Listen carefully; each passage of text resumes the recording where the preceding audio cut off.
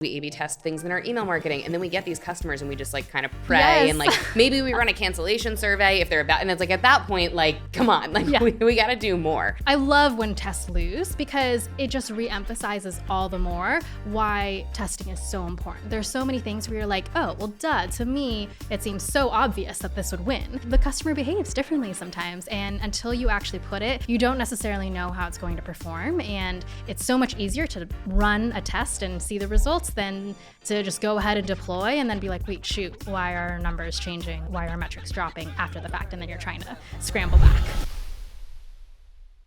Hey guys, and welcome back to another episode of Chew on This subscription and retention podcast. I am your host today, Gina. We have kicked all the boys out of the room for once, and I'm joined by Amanda, who is the director of e-com and lifecycle marketing at First Day. Yeah, so great to be here. Yes. Girls chat. This is a little girls chat. And yeah, I mean, really, I'm excited to dive into the strategy. I have been fortunate enough to have worked with Amanda and the First Day team for almost 2 years now. We're not at the 2-year mark yet, right? Yeah, Maybe I think this coming summer. up. Yeah. Awesome. And you guys have been one of like the best power users of Stay. It's been so fun. And I'm sure there was like learning curves and sometimes in the beginning where you're like, why doesn't it work this way? And I was like, why doesn't it work that way? Yeah. Or we're just bugging you guys a ton. That's like the code for power user right there. No, it was good. It absolutely made a lot of the features better in the long run. And I think we learned a lot. So I'm really excited to kind of get into like, we'll start with a quick high level of what you are or what you do at First Day, what First Day is, and then we'll kind of dive into some of the more stuff about Stay and what you guys have done. So if you wouldn't mind giving us a quick high level on what is First Day and your role there. Yeah, absolutely. So First Day, we are a wellness company that's focused on targeting the hidden health crises in modern day world right now. And so the primary way that we do that is through vitamins and supplements. We've traditionally had a full suite of multivitamins that are specifically formulated for kids, teens, women, and men. And then as of earlier this year, we just launched our new line of probiotics, which is really exciting. One of the world's first combination of pre, post, and probiotic, like a 3-in-1 into one gummy format. And so that has been really, really exciting. Nice. Yeah. And I'm actually a personal user of First Day. Yes, I tried so many different vitamins. I think like for me, like gummies really are. Like I hate taking capsules. I'm not a good pill taker. I did try to switch over to, I won't name them, but I did try to switch to this other company. It's like supposed to be so good for like your nails and like your hair and everything like that. And it's like 4 big capsules. And I just like was like, I can't. Yeah. I cannot commit to this. I will just take the First Day gummies every day. I mean, they're also delicious. Yes. I constantly am like trying to stop myself. I'm like, all right, okay. I only need to take the 2 that are allocated for today. This is not a snack. Yes. And then the new product. So people take the original gummies with the tribiotic, or is it kind of a replacement for everything? Both of the products are meant to work in tandem, which is like the really exciting part about it. And, like in terms of how we formulated it, having a pre, pro, and postbiotic combo actually increases your ability to absorb nutrients. So whether that's from your actual food or from the multivitamins that you're taking itself, it essentially like doubles the impact of things and helps to work in tandem. And so the way that we even have approached like our entire product lineup is all of the products that we put out are meant to be taken together, right? Like it's not like you have to, as a consumer, figure out, oh shoot, like if I'm taking this, I got to stop doing that or mix and match. It's meant to be working in tandem. Okay, so I really do need to add that to my subscription. Yes, I'll send it to you. Perfect. And then do you mind telling us a little bit about what you do at First Day? Yes. So I'm, as you mentioned, director of e-com and lifecycle. And so here on the team oversee like pretty much all aspects of like the customer lifecycle and journey itself. And so my team is focusing a lot on the subscriber journey specifically. So we're focusing on how can we get a subscriber opt-in as high as possible when they're actually purchasing at the conversion standpoint. And then also looking at the entire like post-purchase journey as well. So every touch point in terms of email, SMS, how are they interacting with the portal for Stay AI, doing a lot of conversion rate optimization, both in the portal side as well as the website as well. And then also oversee organic social as well as brand and product launches and SEO and things like that. So just a little bit. You just do a tiny, small sliver I of have things. an incredible team. We just grew actually to a team of 5 as of the past 2 weeks. folks. And yeah, have an incredible team. Truly would not do it all myself. Yeah, you do. Yeah, everybody that you guys bring on, it's like, there are some brands that I just think I love working with because they're just like really dialed. Yeah. And you guys, like, you're so good at kind of focusing in on like one test at a time, making sure that you see the test all the way through, removing any biases, or like even there were, I think, a couple times where like you guys would start running a test and then realize like, there's this thing that like might create like, let's just scrap it and like redo it so that we can actually have the results. We know that they're going to be correct at the end, which I think is something that a lot of brands will get like so far and they'll realize something. They'll be like, oh, it's like kind of fine. Like it was directionally right, where you guys are like, no, right. Like, we are going to make sure that this is correct. Yes. And even if it means we now need to push this out, it's going to be another 2 weeks, like that's fine.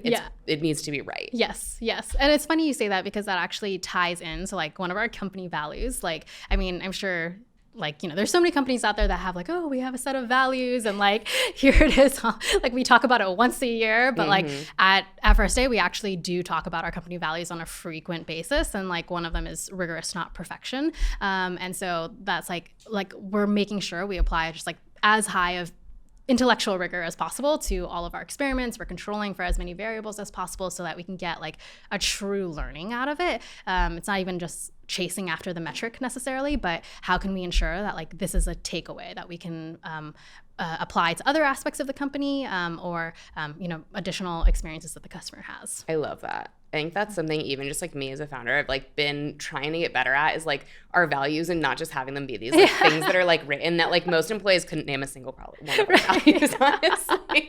We're like, I need to get better at that. So I love that that's like a value and you're like, oh yeah, it's like absolutely ingrained in what we do. Yeah. Which is probably why First Day is such a successful company. Well, so I'd love to just jump right in and do a little bit about what you've kind of done with Stay, maybe like some of the tools as you look at subscription, as opposed from one-time purchases, really zeroing in on subscription. What are the things that you're really focused on right now? Yeah. So I would say, I mean, I kind of put it into two primary categories, right? Like one is the subscription opt-in side. So I think the thing that I'm constantly thinking about is, you know, of course, you can go out, acquire customers, like we're looking for maybe top line revenue, but I think I'm really concerned with like what is the actual breakdown between OTP, like one-time purchase, and subscribers as much as possible. Because when you look at the data, you look at like the customer journey, like the subscribers are worth so much more, so much more than a one-time purchase customer. And there are trade-offs that you have to make, right? And there are going to be certain experiments that we run where we might see conversion rate dip in the aggregate. But if we're seeing major improvements on subscriber conversion rate or subscriber opt-in,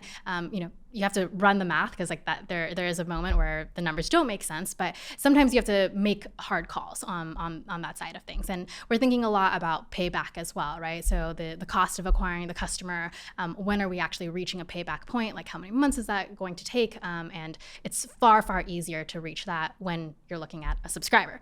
So that's like the, you know, getting the customer side.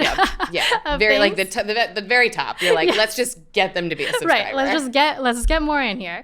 And then there's the retention side of things, which I feel like there are a lot of companies who they only focus maybe on the first part, and then they're like, great, you're a subscriber, you'll stay with us forever. Surely you'll love us forever. Right. And nobody will ever just cancel. Right. And that's not how things go. And so at that point, you know, we're focusing a lot on the post-purchase journey. How are people actually interacting with the product? What are we educating customers about, like as they're taking the product and making sure that they can understand the value of things? How are we reminding them of the benefits that they're getting as a subscriber? And then, of course, like doing a lot of testing for once they're in the portal. How are we decreasing cancellation? How are we decreasing churn as much as possible? And I guess like one other aspect of that I'm often looking at is not necessarily only focusing on like percentage of active subscribers, because you know, especially with us being, you know, a supplements company, the amount that you can take in a normal, like a bottle or a pouch that we ship out to customers is like a 1 month supply, right? And having a customer who's continually pushing out their next subscription date, a few more weeks, chances are that means that they're not actually taking the product on a consistent basis. And so I'm thinking a lot actually about how can we get that second order? How can we get that third order? When exactly is that happening? And when are they coming back for month 2, month 3, et cetera? Them just changing their date and pushing it out more and more is not necessarily beneficial. Sure, you haven't lost them in a true cancellation form, but they aren't benefiting their LTV. Yeah, I absolutely get that. And that's probably one of the reasons why we built the tool Experience Engine at Stay. Like I always say, when we first built Stay, there was a main reason why I wanted to build a tool that outside of what had already exists, and it was to allow people to A/B test things to their subscribers. I found it crazy that we spend so much money acquiring customers, that we A/B test, everything on our ads, we A/B test things in our email marketing, and then we get these customers and we just kind of pray and maybe we run a cancellation survey if they're about, and it's at that point, come on, we got to do more. So for anyone who's not familiar, Experience Engine is a tool within Stay that allows you to run A/B tests to customers, either if somebody has a specific product in their cart or if they're at order number 2, at order number 3. You guys have tested quite a few things. I would love to dive into that. Yeah, absolutely. Yes. And I mean, the fact that you guys have A/B testing built into the platform specifically is such a huge value add to us, because otherwise we would be doing all these crazy hacks on the back end to get products into orders and everything like that. And then trying to track the orders and what group of who got this and who didn't and who it just is. Yeah. So we try to take as much of that off of your plate as we can. Much appreciated. But yes, one of the major tests that I love to talk about is we did a mystery gift test. So we decided we'd have a gift with purchase, keeping it a total mystery to customers. And the way that we set it up in Experience Engine is it happened on the first renewal, second order, essentially. So the cool thing about how you guys run Experience Engine is that it applies pretty much immediately after the purchase itself. And so that way, at any point in the upcoming month, if they log into their portal, they instantly get that pop-up and it says, hey, you've got a free gift with purchase, or I think they said free mystery gift for us. And then it shows up actually in their order itself. And then so that's definitely a benefit, because you're able to hit customers with that during the entire lead up to their second purchase. But then there's also the email side of things. And so we were able to, because you guys have all of the connection points to Klaviyo, which we really appreciate, be able to actually set up the flow so that if they had this product or if they had this Experience Engine turned on as the part of the promotion, it would then show a special letter that we had written from Alice, our founder, that's explaining this is a gift for subscribers, we hope you love it, this is a one-time thing just for this order. And then again, that product itself is showing up in their order section of that upcoming order email. And then later on, it's also showing up in their delivery order or delivery emails and whatnot. So there are multiple touch points along the way that the customer is able to see that product and able to experience it, which is great. Yeah. And so that was it. So you did test it gift first, no gift, and gift ended up winning. Yes. Okay. Yeah. Then you had some tests that maybe did not work out. Yes. Yeah. Which is fine. And that's why you have to A/B test things. Yes. Yeah.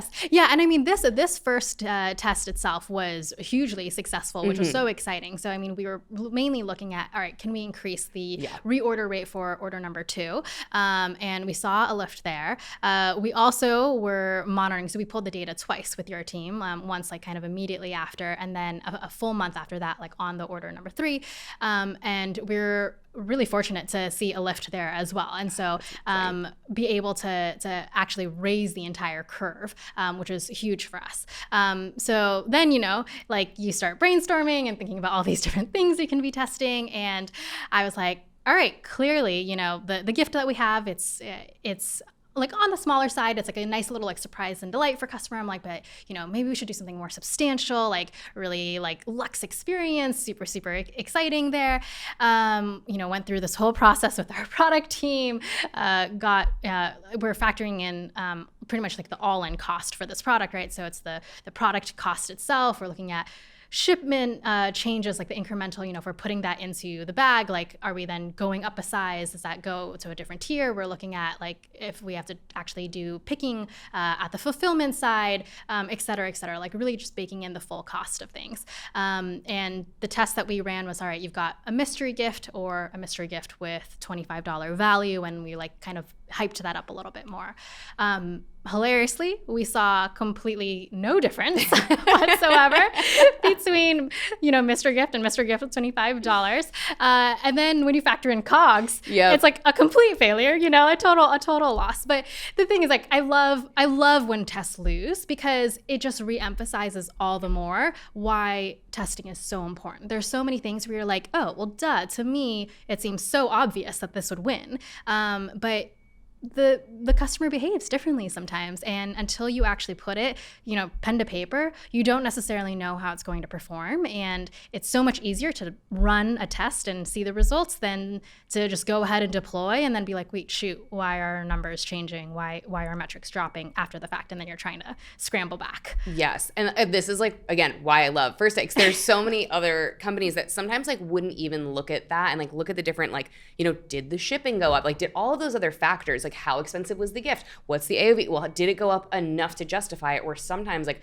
we've had brands just look at like, okay, well, it increased by like, 5%. So like that's enough. We're going to keep running it. And then like 2 months later, they'll be like, oh, well, we didn't realize. And it's like, okay, well, like that's kind of, you need to think about those things. You have to think about everything that goes all in. And then also, I think the other point here is that you guys tested something, you found success with it, and then you took it to the next stage. Mm-hmm. And it's okay if the next stage isn't successful, because like you still learned something incredibly valuable, like, and that like, hey, enough is enough. I don't need to go and spend more money. Like, this is actually the best result that it could have been. Like, like you'd almost like rather just lose a little bit of the time and effort that you put into getting there, because then you're like, all right, but like now I can pull back spend. And like I don't have to spend all this money to get the same result. Yeah.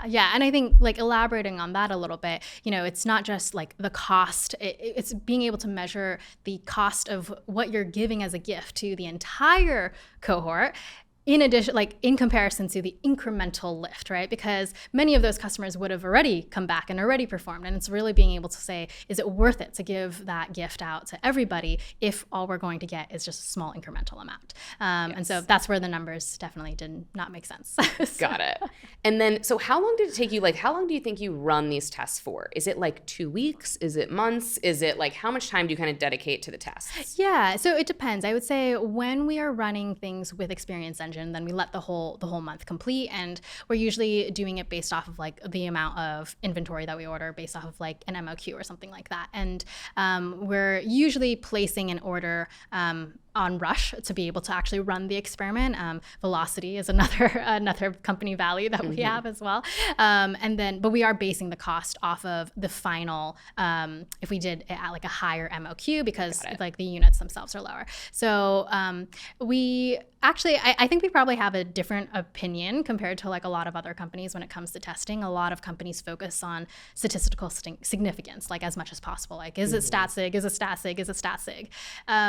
We kind of have the opinion that there is an opportunity cost to waiting for statistical significance. And so we usually are, using a calculator to figure out a probability of a win and a likelihood of a win, and not necessarily needing it to reach like 95% confidence. It's pretty much like the being able to have the subpar version out also has a cost to the business as well. So we're a little bit more flex, I would say, with that side. Yeah, that's something I think that like we've been realizing, like as we go and scope some of these new products, like in these new features work for a tech company, like you could go like the build could be 3 weeks or the build could be 7 months. And like to the end user, sometimes like it feels exactly the same. Yeah. And I think when I first started, I was like, we are only building A+ product. Like every feature needs to be like down. Like, and then like we would get stuff out and I'd be like, no one even cares about half the things this feature does. They actually like love this part of it. Right. And then like they want these things that like we just didn't even think of. Yeah. So where I got more into the habit of like, okay, like we have to push features out that are like a B+ sometimes. Yeah. Get it out in a market, like let it go through like some beta testing, see what customers actually want. Yeah. And then let the feedback tell us how to complete it. Yes. Which I think for us was just really, it was a hard lesson in the beginning, because we would just spend like 6 months, like when we, like every time we would like redo Experience Engine and update it. And then like we'd get the user feedback and I'm like, we should have just pushed this out 2 months ago and let people use it and then like gotten the feedback from there. Cause like, it's been an interesting thing on my end to learn. Yeah. And I mean, so much of that applies, I feel like, to how we test as well, right? It's almost like what is the core of the experiment itself? Like what is the ethos of what we're testing here? Like, is it specifically a cognitive bias? Is it specifically an objection that we are trying to overcome? And the benefit of that is that we can then apply those learnings to different executions of that same ethos, that same concept as well. And it drives even more creativity. Yeah. And so before we get off failed test, there's another failed test that you guys ran that I was honestly kind of shocked at, but like it makes sense, but like I didn't see it going this way. I know. And this is why I love it. I love seeing failed tests for this reason. Yes. So I mean, an incredible feature that you guys have is a trigger that, alerts us when there's a customer who is about to have their credit card expire. And I learned this through the process. I didn't know this myself, but that like credit cards expire on like the first of the month of like the of the subsequent date that is like listed on their credit card. And so let's say someone has a credit card that's expiring like June 1st.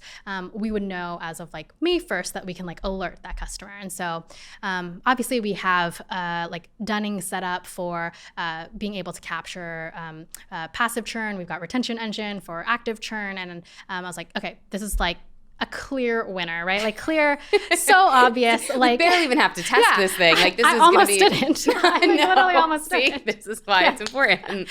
Literally almost didn't test this. I'm like, great. Like if we just get to customers early, we give them a little bit of helpful information, like, hey, your credit card is about to expire. Like, can you just update your payment methods? And we're just getting ahead of it, being proactive. Easy. We ran this test and we literally saw. We were measuring off of passive churn. We literally saw passive churn like practically double. And then we saw active churn practically double as well. And it's just so hilarious. But yeah, in retrospect, it makes so much sense, right? Because if you still have a customer that is about to have another order go through during that month of May, you're essentially just pulling up the decision process way too far forward. They maybe have not finished the rest of their product. They aren't even thinking about their next order yet. And it's just way, way too early. And you're prompting them to go into their portal and potentially cancel their subscription. And so huge learning lesson, I think, for us in general, of like the way that we communicate with subscribers has to be very thoughtful, has to be very measured and careful, and directing people to the portal unnecessarily can increase cancellations. And so still on the horizon. I think there's still room for us to test it moving forward, probably changing the dates, to let like, all right, the first 21 days or something like that pass through in the month. And then we're like hitting it closer to when the actual expiration is going to happen. Right. Because for me, when it was first explained back to me that it failed, I was like, wait, but like these people are going to cancel anyway. So what is it? And then I like realized like, no, like their credit card is going to expire in 30 days. Yeah. They have one more charge that's going to go through, because almost everybody is on a 1 month subscription. Yep. So now almost everybody has one more charge that will go through. Yep. So now before that last charge, so now we're like cutting off the last charge early by like emailing them about some type of issue with their credit card that doesn't exist yet. Yeah. Where they're like, wait, what's going on here? And so, yeah, that was an interesting one. I'm really curious to see what happens when you guys push it back or put some type of weight or something like that. Yeah. That also might kind of like help us decide, like this metric. A lot of people asked for it. I hope that everyone is testing it. It's definitely something that we've told all of our CSMs to put out like kind of a warning with. But yeah, it's an interesting one. Yeah. Just goes to show the things that feel obvious are not always obvious. Yes. And then like that kind of goes into subscriber comms. Like it's a tough balance, because I think there was always this thought of like, no, just like never email people, like don't tell them anything, because it will prompt them to cancel. And like I personally feel like it's somewhere in the middle. Yes, and that's why we have to test these things. But anything else like outside of that, like that you've kind of learned with the comms? Yeah, I mean, it's still a work in progress, to be totally honest, and we're still figuring it out, right? Because I think there's always like the question of what exactly do you want the subscriber to actually do, right? Like, are you focusing on retention? Are you focusing on upsell, like cross-sell, et cetera, et cetera? And so I think we're starting to think through from that post-purchase side of things, like how can we really educate customers like along the way in terms of like the journey that they're going on. How can we help them to understand even habit building formation, right? And why it's important to take your vitamins every single day, and the fact that you're going to then lose the nutrients the next day, right? Like it's not something that you should take like once every 2 weeks. And so being able to help build up those consistency aspects, that's all stuff that we're definitely starting to think through and focus on a lot more. Got it. And then on that same like concept of just how often do you talk to them, what is too much, you guys did do some type of survey recently, right? Yes. Yeah, we did a customer survey last year for a variety of reasons. It was more of like a general company intel thing, and surveyed a bunch of our customers. And in terms of subscription, one of the most fascinating things to come out of it is, we went through the tree of like, do you have a subscription? Yes or no? And then for the tree of people who didn't have a subscription, we asked them, why don't you have a subscription? You purchased our product, why don't you have a subscription? And had like a variety of different answers. The number one reason, which is so fascinating, is people said, I just don't like subscriptions. It's just, there's a whole cohort of people out there who are like, I've messed up in the past, or like I've been stuck in subscriptions that I can't get out of, or I just don't want to make the commitment to this. And so it's really interesting because, I think it would have been easy to look at that and say, okay, well, guess we can't target those customers. Like we're never going to get them. But we actually kind of flipped it on its head a little bit. And we're like, all right, this is a customer objection that like they just don't like subscriptions. How can we use that in our copy? So we like tested it on the email side first of, this is a subscription that convinces everyone. And like, here are all of these happy customers who have subscriptions. And this is why they like it. This is like people who were hesitant before, and being able to use a lot of that language. And we actually saw a huge lift in that experiment specifically. Yeah, because we're targeting right at the point of their biggest doubt, their biggest concern. And then we were able to actually take a lot of those learnings and apply it to the web side of things as well, to be able to target people at the site when they're clicking one-time purchase and being able to get a pop-up instead that helps explain, hey, this is a subscription that is able to convince everyone. And so, yeah, really, really awesome to be able to see how we could use that survey data to inform some of our tests. I love that. That is like the perfect use of a certain like reasons to ask your customers questions. Yeah. How many iterations of this survey did you go through? Like, did you go through any user tester, or just like, did your team just kind of approve it? Just it's a serious like thing to like send it out. Did you do it in batches? Yeah, we did one send actually. We originally had it in a couple of different batches because we weren't really sure if we would be able to get like enough data and enough responses out of our customers. But we actually had like 3 batches, I think, set aside, and we got like a pretty high response rate from our first one, and we like didn't even need the second and third one, which is amazing. And so yeah, we were really excited by being able to do that. Oh, that's good. Yeah. I feel like that's a really good takeaway for people that are like just not sure, because I think that's a huge thing. Like, you need to give people enough options that they don't feel trapped. Because I had a really bizarre experience with a brand that I'm subscribed to. I won't throw them under the bus and name them. But I know a lot of people who are subscribed to them. And I've been a customer for like the last year now. And I went to log into and I'd only logged into my portal one time before this. And I added a bunch of stuff actually to it. I went in there and I was like, oh, you know what? I actually could use this and this and this and this. I added a bunch of things. I recently went to log in because I just like now have like acquired a backlog of it. And I was like, I just need to like skip for like 2 months. Like I just don't use this that often. And my portal was like locked down, and it was like, email us if you need to make any changes. Oh, that's and so I was strange. And like I wanted to switch the products around like that I had. I won't name the brand, but it's a razor company, but they came out with like dermaplaning, like right where I was like, you know what, I'll get rid of my like razor refillments and I'll switch to the dermaplane, and I might do a shave and I might do this. And instead I got in there and I was like, all right, well now I just like want to push this out 2 months. Like my intention was just to swap it. Yeah. And now I was like, well, like screw this. Right. So I write in and I was like, like, hello, like, what, like, I don't have access to, like, do anything. Like, I'm not going to explain to the girl, like, or I'm assuming it's the girl. I'm not going to explain to the CX person, like, hey, can you swap my product for this and then give me this fulfillment and then I'm going to need a one-time or I was just like, just push my order out until August. Oh, man. Yeah. Like, they were like, like, okay. And then I realized, and then they were like, oh, like, also, like, we've made some updates. Like, now you can access your portal. And I guess this brand had done something where they lock your portal down until you complain. And then once you complain, they unlock it. And at that point, I was like, you know what? I don't even want all these other things. Right. I will go buy them on Amazon or from someone else. Yeah. Because, like, now I'm just, like, annoyed that was this tactic to, like, lock everything down. And I think that's why some people are afraid of subscriptions. And you have to be like, we give you options here. Right.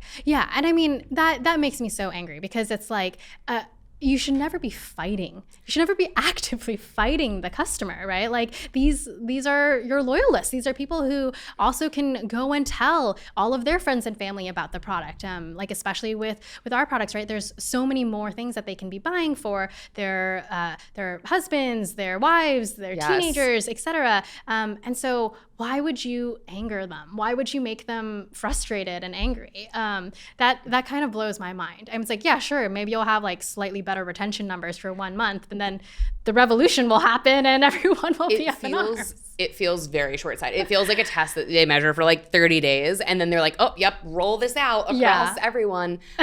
Where I do think like we do get feedback sometimes where people are like, well, can we remove the cancel button? Can we? And I'm like, no, like optimize the cancellation survey. Like don't remove the cancel button. Like why? People, can we remove skip? Can we remove that? And I'm like, yeah. People need to be able to move that stuff around. Right. Like sometimes there are just reasons why they don't want to take, they can't take the vitamins for 3 months or something like that, or they're trying whatever. You don't know like what the deal is. Yeah, exactly. And I think that's like where like the email and SMS side of things like ties in with the portal side. Because I think one of the things that we're oftentimes thinking of is, when someone has made the decision to cancel or to change an aspect of their subscription and they enter the portal itself, like that decision has largely been made and you're like fighting an uphill battle. And so to the extent that we can then focus on like, up funnel of that decision and how can we actually convince customers of like the value of the product or to take things more regularly, that's going to benefit them before they even make the decision to log in the portal, right? Like ideally they're like going into the portal as little as they need and then it's as little as possible. So yeah, I absolutely agree. So we've talked a lot about like all these different tests. Like I remember in the beginning of the call, you had mentioned that you have a team of 5. Yes. People, I feel like some people might listen to this and be like, there is no way we could ever run these type of tests. I think there's a lot that people can take and do, just one piece of it, or they don't have to run everything in a short period of time. Right. How big is First Day as a whole, as a company? I guess how many even just team members outside of your direct team or just anything that would give us a good directional size? Yeah, absolutely. So, and I also want to be clear that my team of 5 is also spread out over like multiple channels and things like that. So up until recently, we only had, one full-time member dedicated to email and SMS, and we've got an e-commerce manager that handles like all things Shopify and Stay AI and a developer, and it's still a very lean team in many ways. But yeah, in terms of us as a company, we've been around for a few years now. We are bootstrapped, which is really, really amazing. I've come from a career of multiple startups, and so not having investors to have to worry about and deal with makes it so much easier. But in addition to that, we are profitable and growing a tremendous amount every single year and are about in the mid 8 figures or so. Amazing. Yeah. And I think that's like, there are so many brands we talk to where people just kind of like throw money at a problem. Like they raise all this money, they have this like giant team, where I think like that's what makes you guys so much more impressive, is that it is bootstrapped. Like it's just every test, everything's been so intentional. Like you've done it with like such good conviction and like moved on, and it just, I don't know, I think it really shows. Yeah. So. Thank you. Of course. Yeah. And then you guys are in such a competitive space. I mean, it's building a vitamin company is not the easiest thing. Like sometimes people like come up with these really neat, and they're like, oh, the space is just so competitive. And I'm like, you're doing this like really bizarre dog thing. Like how competitive is it? Like you're making vitamins like for people. Like how is it, like what are like some of the major challenges? Like what is it like being in possibly one of the most crowded spaces? Right. Yeah, I know. And VMS in particular, it's a very, very crowded space. There's so many different players. And I mean, I think the the biggest challenge is probably going up against like the incumbents, going up against like these huge brands that have been in existence for ages. Our parents have taken them, grandparents are taking them, etc. But the reality is that those incumbents are also, it's just a very, very commoditized industry as a whole. There isn't much customer education. And I think that's probably, it's like a double-edged sword. It's both hard because you have to convince the customer of the reason that these other products aren't necessarily good for them, right? There's additives, there's fillers. I mean, especially with like the kids' multivitamins, it's shocking, like the amount of sugar that is in these products, where you're like essentially giving a child like a miniature Snickers bar like right before bed. It's like mind-blowing.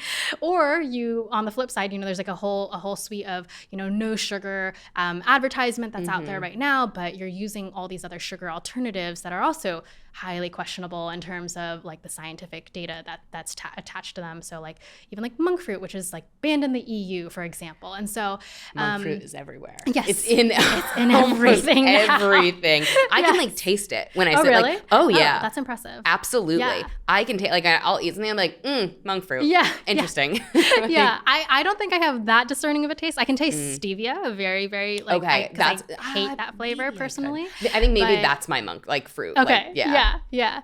But yeah, so I mean, you have all of these products that there's just like not much education behind them, and whereas like our ingredients, we're using organic ingredients specifically. We're incorporating a blend of like fruits and vegetables. We're using organic sugar, but on the lower end of like only 2 grams, which is significantly lower than like what's out there in the rest of the industry. And then on top of that, we're really being able to like help customers understand like there is a better option here. Like there is an alternative to the stuff that you're buying for, $5 like at your local store that is really just chock full of negative substances and things like that. So it is hard though, because you have to do the work to actually educate a customer.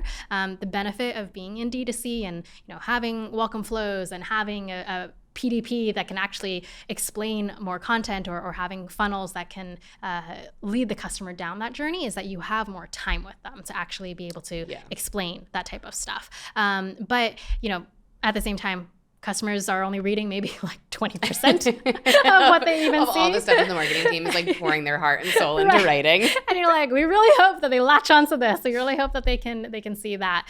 And so, yeah, it is a challenge, but it's a fun one. Okay. Yeah. Fun. And so, I mean, we've talked so much about like the different tools, a lot on Experience Engine. You guys have Klaviyo Quick Actions going. You're using a retention engine with the cancellation flows. Anything else that we didn't hit on that you guys are using from tools? Let's see. I would say probably like certain customization aspects actually for the portal itself. So, you guys have the ability to go in and add like a custom banner, like at the very top of the portal itself. And that we've definitely done some testing with. You guys, actually, now that I'm thinking about the portal, because I just logged into it this weekend, you guys do something different with the banner. Than a lot of other people. Yeah. I think that when I walk, and maybe I'm wrong, maybe there's multiple, but when I jumped into the first day portal, it was like almost like welcomed me like as I was a VIP, and maybe gave some like like it was like, this is like your special. It gave some type of like not membership benefits, not the right word, but like it did something like that instead of like pushing another product at me. Yes. Which I was like, oh, this is like my special exclusive like portal place. Any like conscious decision around what to put on the banner, and did you test anything there? Yeah. I mean, this was, it was definitely very conscious, and this was, dreamed up by our e-com manager, who did an amazing job with it. Essentially we were thinking of, all right, when people have actually gone into the portal, I kind of mentioned this before, right? They often have the intention, like in an ideal world, they're like, oh, I'll change my date, or I'll swap a product or something like that. But chances are they're there to cut you loose. They're there to cancel. And so we're like, all right, how can we actually target that, right? And we did way back and forth between focusing on retention efforts versus like a cross-sell effort. And at the end of the day, like we're able to target pretty much like our, not the entire customer base, but the bulk of the customer base of like, hypothetically why they're coming into the portal. And that is going to make a higher impact than necessarily being able to convince them to cross-sell like in that moment when they've already like logged in. So that was like a lot of our logic there. And we essentially have it established where, we're explaining to them the benefits that they already get from their subscription, with this VIP status and like the 15% off. We also have like a special email address that they can email to get better customer service experience. Love that. Through that, it's really kind of tying into this cognitive bias of like loss aversion, right? That they have this benefit already, and they've already gone through the process of understanding that, signing up for it, but you don't want to lose it.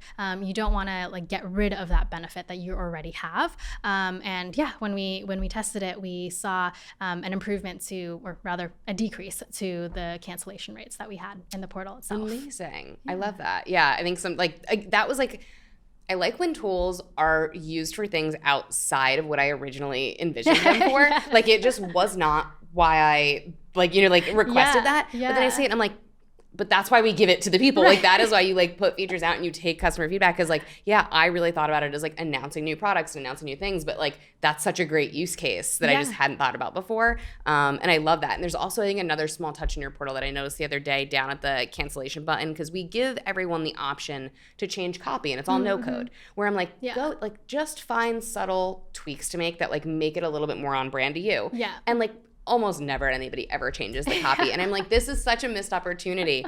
And there was something on your cancellation button where it was like cancel and lose VIP status. Yes. And I was like, God, that was so good. Like that takes like 1 second to implement. Right. And it was just such a nice touch where I went there and I was like, oh, well, now I've got this banner that greets me and tells me like what a wonderful VIP that I am. And then I scroll all the way to the bottom and like now I'm going to lose my status. Like, yes. Yeah. And I believe we tested that separately, right? So we tested the banner first and we saw success there. And so we're like, all right, like the ethos, the learning here is that like this resonates with our customers. Like this is actually something that's interesting to them. So we're like, all right, like let's then test if we can change the CTA here. And yeah, saw another lift from that. I love it. Yeah. All right. So we have covered so much today. We've gone through it all. We wrap up the episode with a chew. Yeah. So like what is a good like takeaway for someone? So maybe thinking about like somebody who's looking at their subscription program, what would your chew be for the day?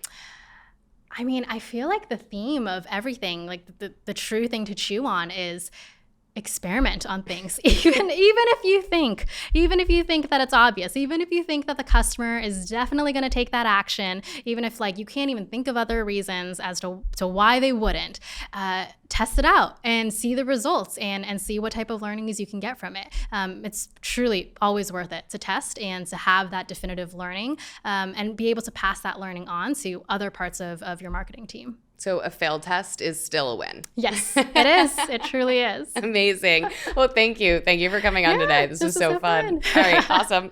Thank you. If you want more from us, follow us on Twitter, follow us on Instagram, follow us on TikTok, and check out the website chewonthis.io.